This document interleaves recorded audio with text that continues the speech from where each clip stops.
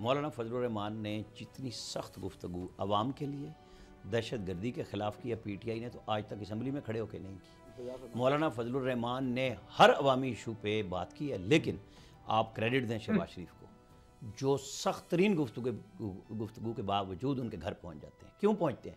یہی وہ مکالمہ ہے جو آصف زرداری اور شہباز شریف کہتے تھے عمران خان کو کہ ہمارے ساتھ میثاق معیشت کرو پاکستان کو چلانے کے لیے، ذاتیات نہیں آیا۔ پھر مکمکا ہو جائے گا نا، دیکھیں نا آپ کرتے رہے مکمکا۔ آپ مولانا فضل الرحمان کے ساتھ اقتداء میں مقتدی ہوئے ہیں، کہتے ہیں ہماری سیاست ختم ہو جائے گی اگر جاتے ہیں ان کے گھر پہ۔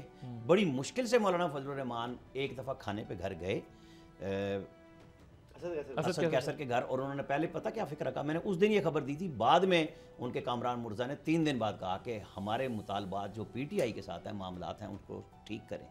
لیکن اٹھتے ہوئے انہوں نے کہا باہر جا کے کہنا ہے کہ ختم کرو حکومت اور الیکشن نئے کراؤ، کیونکہ یہ ہمارا مطالبہ ہے۔ وہ ایک سیاستدان آدمی ہے، وہ ہر ایک سے ملتے ہیں۔ یہ کٹی کٹی یا دشمنی بنانا یا لوگوں کے نام بگاڑنا، یہ کس نے سکھایا؟ یہ کہاں سے روایت آئی؟ دیکھیں سیاستدان اسی چیز کا نام ہے نا، پارلیمنٹ کس چیز کا نام ہے، جمہوریت کس چیز کا نام ہے کہ مکالمہ ہونا چاہیے، آپ کے اپنے اپنے ویوز ہونے چاہیے، اس کو دشمنی میں مت بدلیں۔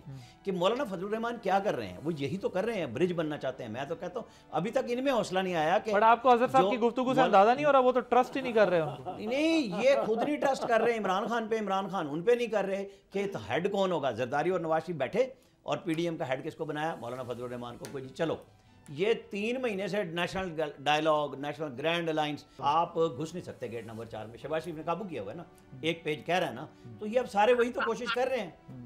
اور خط کس کے لیے نام لکھے جا رہے ہیں؟ ہسٹری بنانے کے لیے، اور بھائی راستہ ڈھونڈ رہے ہیں، وہی محبت مانگ رہے ہیں۔ سبسکرائب کریں اور بیل دبائیں تاکہ کوئی خبر رہ نہ جائے۔